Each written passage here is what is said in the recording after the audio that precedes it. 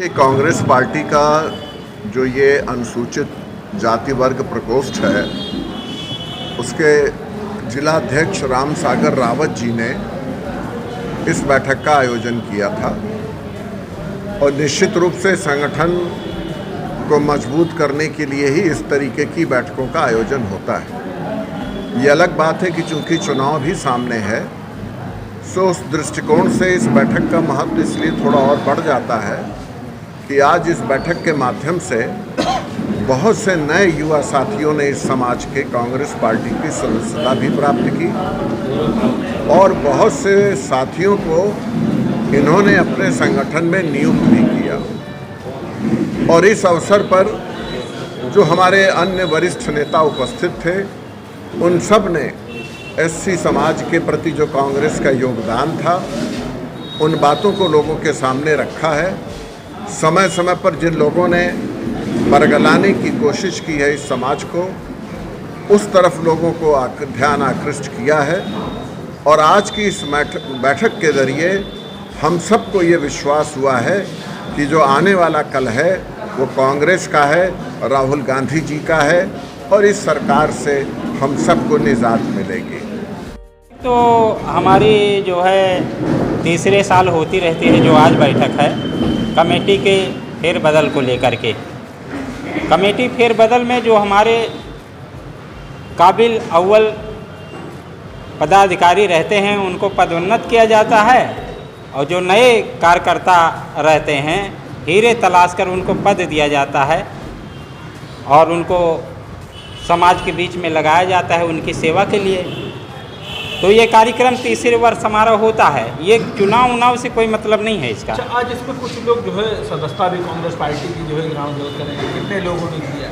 तो आज ये कांग्रेस पार्टी में सदस्यता ग्रहण किए हैं वो नए लोग हैं, काबिल लोग हैं।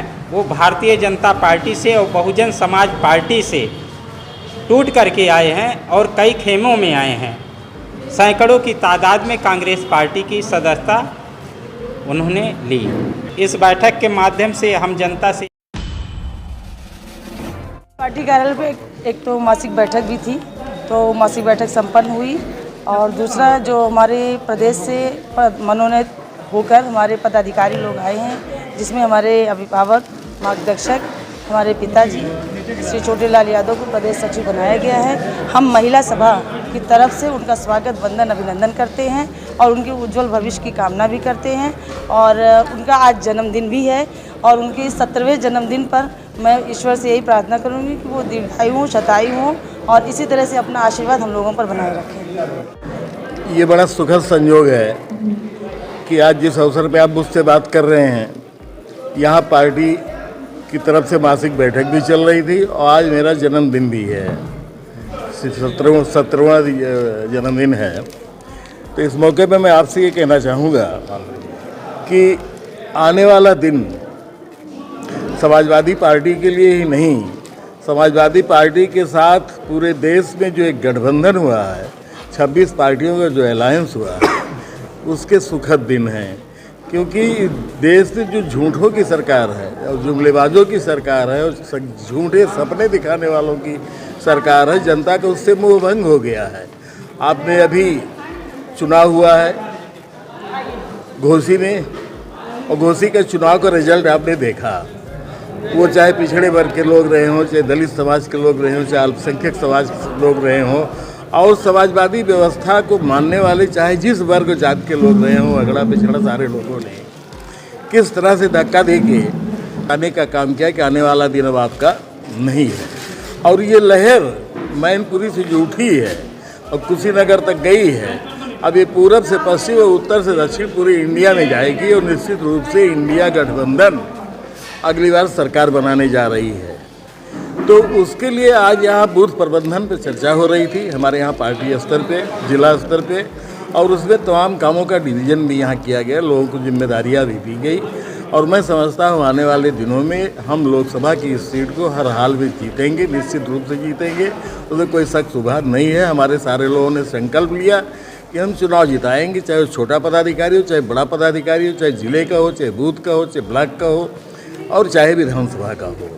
तो निश्चित रूप से जीत इंडिया गठबंधन की होगी और अखिलेश यादव जी इस देश के हीरो बनेंगे। तो उनको हीरो बनने से कोई रोक नहीं पाएगा। इन्हीं शब्दों के साथ आपको बहुत बहुत रोटीलाल यादव, प्रदेश सचिव। हमारे अखंड भारत सनातन धर्म की ये समझिए कि यह सूर्य की तरह काम करेगा। और जो इन्होंने प्रेम सिन्हा जी ने जो इतना परिश्रम करके जिसको प्रोड्यूस किया है, ये बहुत ही सराहनीय कार्य किया है हमारे हिंदू समाज के लिए। हमारा हिंदू राष्ट्र तो पहले से भी था, कोई हिंदू राष्ट्र नहीं, ये तो विश्व गुरु पहले से ही था। अब विश्व गुरु जो नहीं मान रहे थे, अब उनको मानने की ज़रूरत है। अखंड भारत तो मेरा पहले भी था, लेकिन इस गाना के माध्यम से हमारे हिंदू समाज को, हिंदू संस्कृति को, सनातन धर्म को बहुत ज़्यादा बल मिलेगा। इसको लाया और हर घर भगवा है, तो आने वाले समय में मैं इस गाना के लिए मैं ये भगवान से प्रार्थना करता हूँ कि आने वाले समय में हर घर भगवा होगा, ये सुनिश्चित है और ये कारगर होगा उस पर। हम लोग कलाकार ही हैं, तो कलाकार के माध्यम से, गीत के माध्यम से, पिक्चर के माध्यम से ही दे सकते हैं। साधु महंत अपने तरीक़ा से कर रहे हैं, हम अपने तरीक़ा से कर रहे हैं। कि लोगों के मन में दबा हुआ है कि नहीं मैं है, तो चलो उसको भावना को थोड़ा सा बढ़ाया जाए। और लोगों की इच्छा है आगे आने की, वो आ रहे हैं। घर घर भगो हर घर भगो हमारे गीतकार साहब ने लिखा है। मैं एक जगह बैठा हुआ था इसी तरह, और एक बातें चल रही थी, तो दिमाग में आया कि इस पे काम क्यों ना किया जाए। तो मैंने अपने गीतकार जी को, विनोद जी को बोला मेरे विचार आ रहा है, विनोद जी जरा पाइएगा। मैंने कहा सोच रहा हूँ ऐसा कुछ किया जाए। इन्होंने कहा बहुत अच्छा है। हमने कहा अच्छा तो लिख डालिए आप इसको। और ये काम यही कर सकते थे और कोई नहीं कर सकता था। मेरे जितना मैंने काम किया है उसके हिसाब से यही कर सकते थे। और इन्होंने लिखा, 2 महीना लगाया इन्होंने लिखने में। और मुझे लगता है कि गाना रिकॉर्डिंग होते होते तक शब्दों का चयन इन्होंने करता रहा। तो आज हम लोग यहाँ पर महाराज जी आए, जो अभी हम लोग के सामने आए, उन्होंने जो शब्द कहा है, उनके आशीर्वाद मिला। इससे बड़ा और कोई हम लोग को क्या का धार्मिक ये अच्छा प्रधानमंत्री जी का दिन तारीख तय हो गया है क्या? पूजा मैं जानता नहीं, पूजा मैं करता नहीं। तिलक से लगा लेता हूँ, कभी ऐसे लगा लेता हूँ। अच्छा प्रधानमंत्री जी की तिथि तय हो गई है क्या? नहीं, जब तक उनका कोई संदेश एडमिनिस्ट्रेशन को प्राप्त नहीं होता, हम कुछ भी नहीं कहें। अच्छा पूजन सब किस दिन होगा? अक्षत पूजन की तिथि अभी तय नहीं की है, और विजयदशमी तक कुछ भी करना संभव नहीं है। सारे देश के कार्यकर्ताओं को बुलाना, उनके टिकट बनाने बनेंगे। अभी हमको भी सारी तैयारी करनी पड़ेगी, तो उसमें अभी हमें समय लगेगा। सर, आपने के दिव्य भव्य राम मंदिर का निर्माण कार्य लगभग पूरा हो गया है और उद्घाटन की तारीख भी घोषित हो गई है 2024 22 जनवरी। लेकिन रामराज की चर्चा तो हो रही है, लेकिन रावण मरा ही नहीं, और जब तक रावण नहीं मरेगा तब तक राम राज्य नहीं आ सकता है। अयोध्या से मैं तपस्वी छावनी पीठाधीश्वर जगत गुरु परमहंस आचार्य, मैं आज प्रेस वार्ता के माध्यम से सभी ट्रस्टियों से, जो श्री राम जन्मभूमि तीर्थ क्षेत्र ट्रस्ट के ट्रस्टी हैं, उनके सहित सभी देशवासियों से मैं अपील कर रहा हूं कि जो सबके अंदर रावण घुसा है, रावण मतलब एक रावण की जो प्रवृत्ति है, राक्षसी प्रवृत्ति, वो कहीं न कहीं लोगों के अंदर घुसी है कि दूसरे को नीचा दिखाना, दूसरे को अपमानित करना, दूसरे की इंसल्ट करना, किसी का जो है तो ज़मीन लूट लेना, किसी का मकान लूट लेना, गरीब को सताना, और झूठा लोगों के ऊपर जो है तो गरीबों को सताना। यह जो रावण की प्रवृत्ति है, ये मरनी चाहिए। जब तक ये रावण की प्रवृत्ति नहीं मरेगी तब तक राम राज्य नहीं आ सकता है।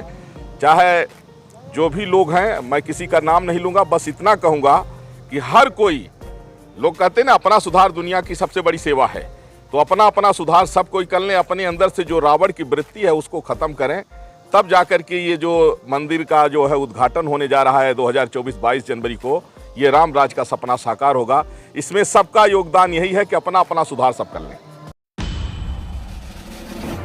ये आज प्रमुख पदाधिकारियों की बैठक थी, पूर्व घोषित। कल हम लोग एसएसपी और जिलाधिकारी महोदय से मिले थे, उनके निर्देश पे एसपी सिटी महोदय से मिले थे।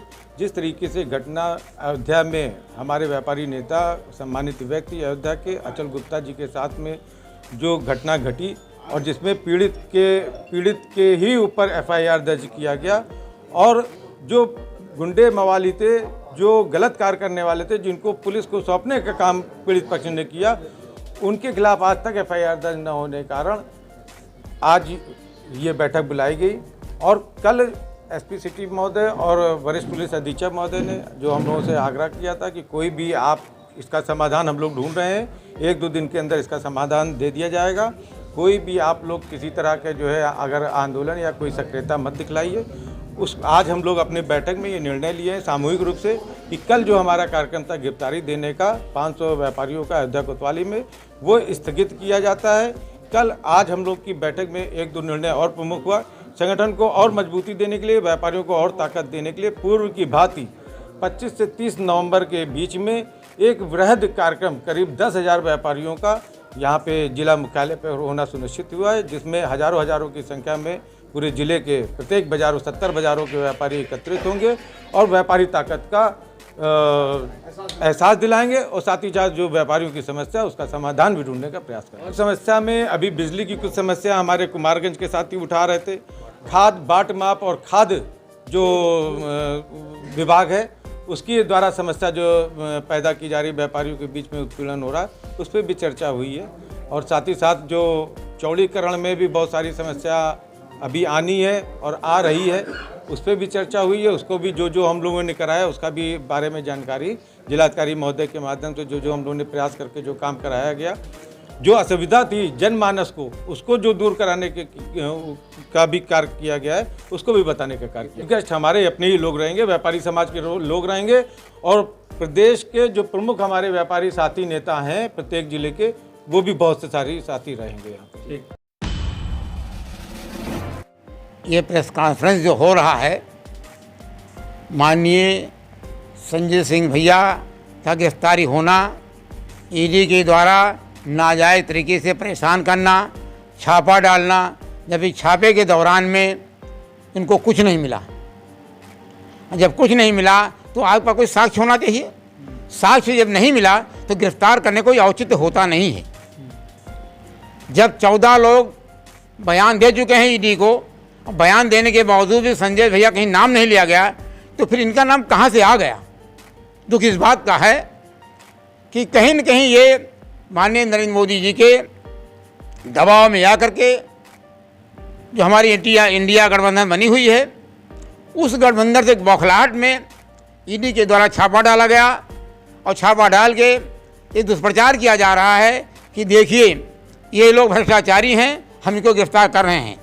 जबकि जनता है जानती है कौन ईमानदार है, कौन भ्रष्टाचार है। अगर भ्रष्टाचारी हैं तो अडानी भ्रष्टाचारी हैं, उनका नाम तो कभी नहीं लिया जाता। भैया उनका आवाज़ उठाते हैं संसद के अंदर, तो उस पर जवाब देना चाहिए इनको। तमाम घोटाला हो चुका है, उस घोटाले पर इनका कोई आवाज़ नहीं निकलता है। केवल संजय सिंह भैया ऐसे हैं जो आवाज़ उठाते हैं। इसका नतीजा ये है ईडी के द्वारा डरा धमका करके इनकी आवाज़ को दबाने का प्रयास किया जा रहा है, जबकि ऐसा होना असंभव है।